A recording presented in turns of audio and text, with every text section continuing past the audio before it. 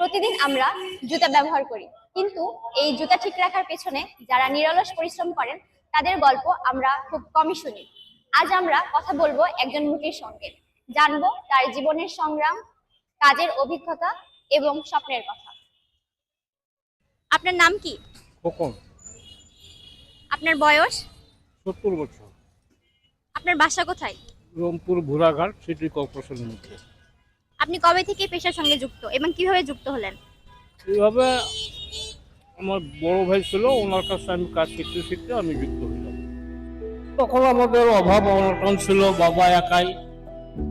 আস্তে আস্তে আমি দেশ স্বাধীনের পর থেকেই আমার চাচাতো বড় ভাই ছিল, ওনার কাছে আমি কাজ শিখছি। শেখার পরে 6 মাস কাজ শিখছি। শেখার পরে আমি আলাদা দোকান করিয়া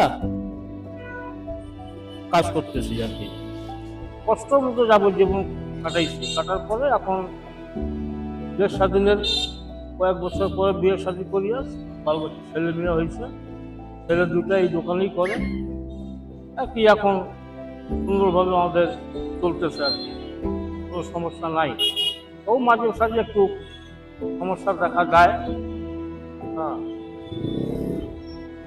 যেদিন আয় হয় সেদিন আমাদের ওইরকম ব্যয় হয়। মনে করেন যে দিন 400, 500, 800, 900 এরকম হয়। আবার কিছু খরচ হয়, সংসারে খরচ করতে হয়। আমরা তো টাকা জমা করি না, দিন কামাই করি, দিন খাই। এই পরিবারের 2 ছেলে 2 বউ, তারপরে আপনার নাতি নাতনি, সবাই আমরা একখানে। বৃষ্টি আসলে আমাদের একসাথে একটা রোদ হইলেও আমাদেরকে থাকতে হয়। আমাদের তো কোনো দোকানপাট নাই, এই ফুটপাতে আমরাই কাজ করি। অন্য কোনো সমস্যা নাই আমাদের, তবে এই ব্যবসা বাণিজ্য করি আর কি। খুব কষ্টের মধ্যে দিন যাপন করতেছি আর কি। দেশে লাখো মুচি এভাবেই জীবিকার সংগ্রাম করেন, পান না একটু উন্নত জীবন মান। তারাও চান একটু ভালোভাবে বাঁচতে। ফারহানা মিম, BMCJ টিভি, রংপুর।